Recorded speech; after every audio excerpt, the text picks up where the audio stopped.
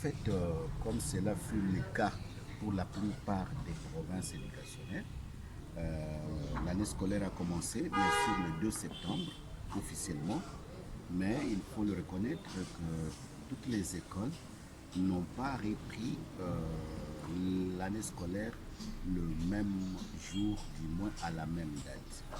Il y a eu certaines écoles qui ont commencé le 2 septembre, d'autres c'était le 15 et d'autres encore au début du mois d'octobre. Et l'épicentre de ce mouvement de grève, c'était la ville de Kalemi, où on a senti plus ce mouvement, suite à l'appel à la grève par les syndicats des enseignants. Mais ailleurs, dans la périphérie et à l'intérieur, comme dans les territoires de Moba et News, que nous gérons également, il n'y avait pas eu de mouvement de grève. Et c'est dire que nous avons quand même encaissé du retard, et raison pour laquelle je profite pour saluer les gestes posés par son Excellence Madame le ministre d'État, ministre de l'Éducation nationale, en mettant à notre disposition un calendrier scolaire réaménagé 2024-2025 avec l'objectif de rattraper les jours de cours qu'on a ratés et aussi nous permettre de terminer les programmes tels que prévus par le ministère de l'Éducation.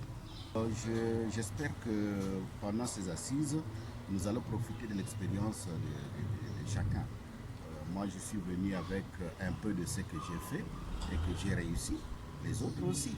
Et ils mettront cela à notre disposition et ça va constituer une force non seulement pour les provinces de l'Est, mais aussi pour toute la République. Soyez-en sûrs, le rapport de cet atelier est attendu par la haute hiérarchie du ministère de l'Éducation nationale pour voir comment faire ou que faire pour que ce qu'on a connu ne puisse plus revenir, surtout en matière de retard de cours liés à ceci ou à cela, pas seulement au mouvement de grève. Il y a eu aussi des cas de catastrophes naturelles, il y a eu aussi des cas de calamités, il y a eu aussi des cas de conflits armés. C'est cela qui constitue ce qu'on appelle aujourd'hui l'éducation en situation d'urgence, afin de permettre de garantir les droits à l'éducation pour chaque enfant congolais.